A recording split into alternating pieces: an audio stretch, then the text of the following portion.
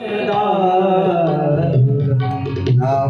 कंज लोचन कंज मुख कर कंज पद कंजारुणो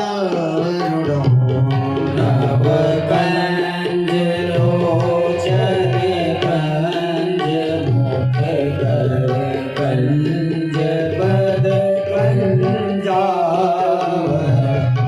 कंदर्प अगणित अमित छवि नवनील नीरज सुंदर कंदर्प अगणित अमित छवि नवनील नीरज सुंदर पट पीतमान हो तड़ित रुचि सोचि नौमी जनक सोतावरम पट पीतमान हो तड़ित रुचि सोचि नौमी जनक सोतावरम भज दीन बंधो दीनेश दानवो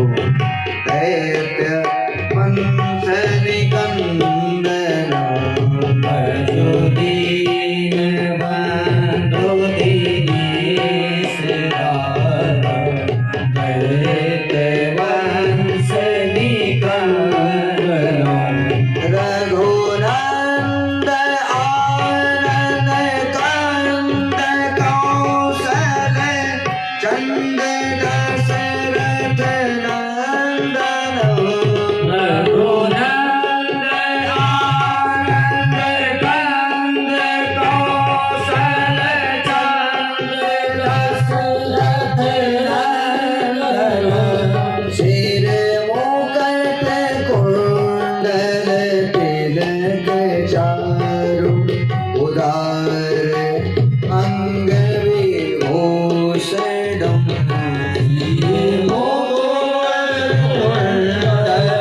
तिलक चारु उदार अंग विभूषणम आजान भुज सर चाप धर संग्राम जित कर रोषणम आजान भुज सर चाप धर संग्राम जित कर रोषणम इति बदत तुलसीदास शंकर शेष मुनि मन रंजन इति बदत तुलसीदास शंकर शेष मुनि मन रंजन मम हृदय कंज निवास गुर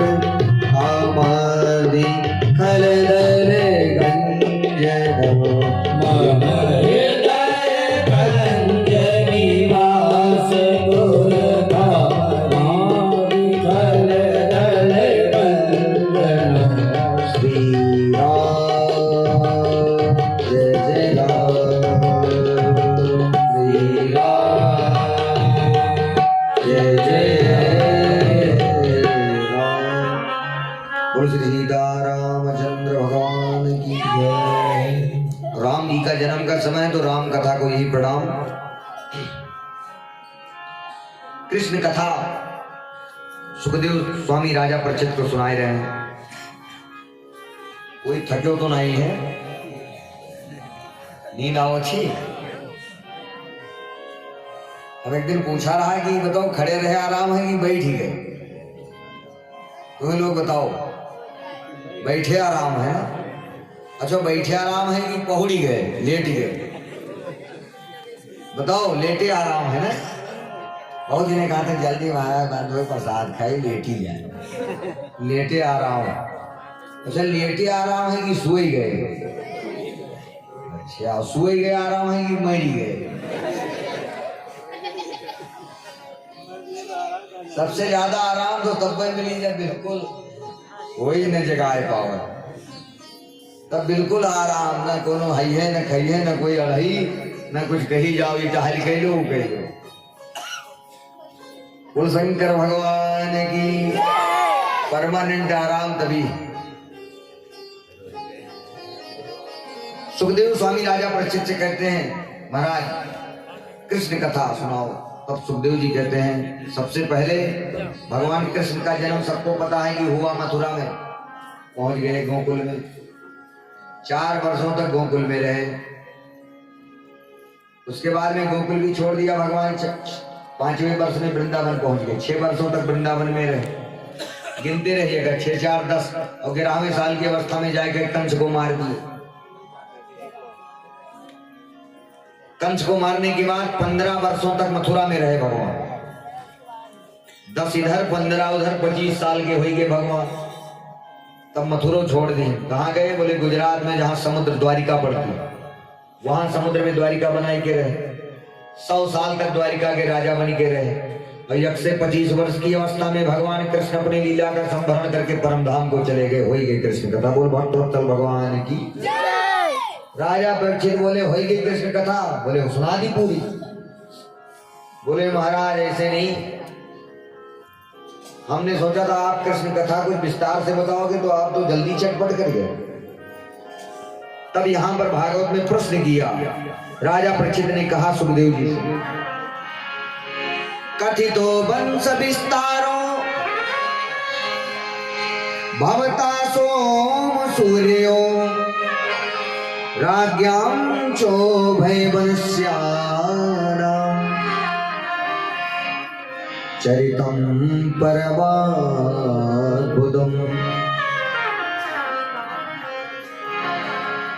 बोले कथितो वंश विस्तारो, महाराज विस्तार से सुनाओ। तब शुरू करते हैं। बोले मथुरापुरी में एक राजा हुए आहु, उनके 2 बेटा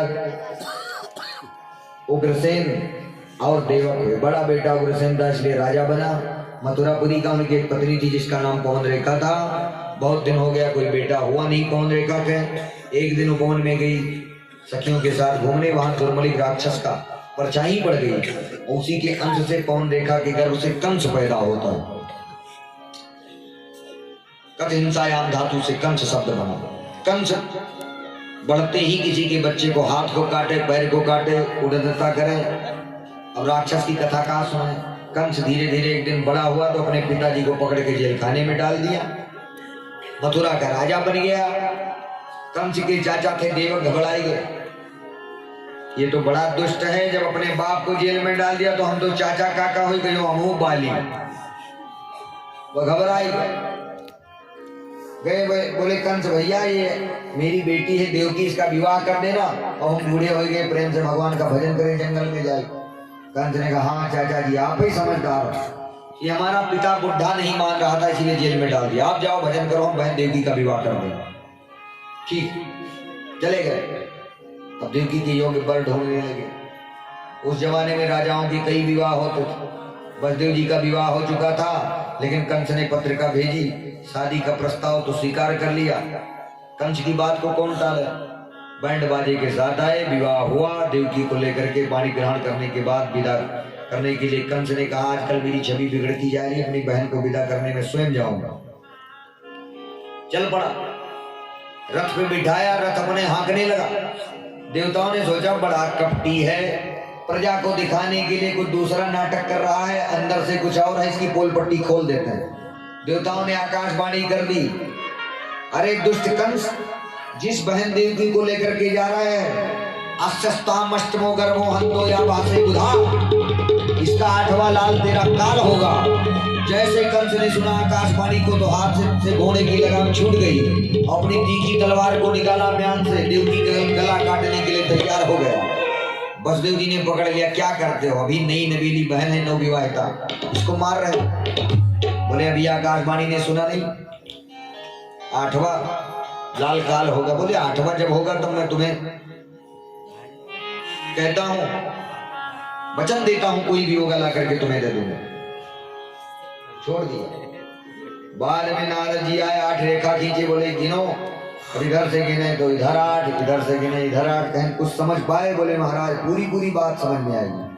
मतलब कोई भी 8वां हो सकता है। बोले हाँ। अब दौड़ा बसदेव जी से कहा हम ऐसे नहीं मानेंगे, हमारे सामने 8 पैदा होंगे, 8 मार डालेंगे तब हमें चित्त को शांति मिलेगी।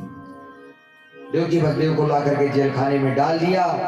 देवकी वसुदेव के गर्भ से एक एक बालक जन्मते हैं, पकड़ करके कंस पटक देता है पत्थर पर, मर जाते हैं। ऐसे ऐसे 6 बालकों को मारा।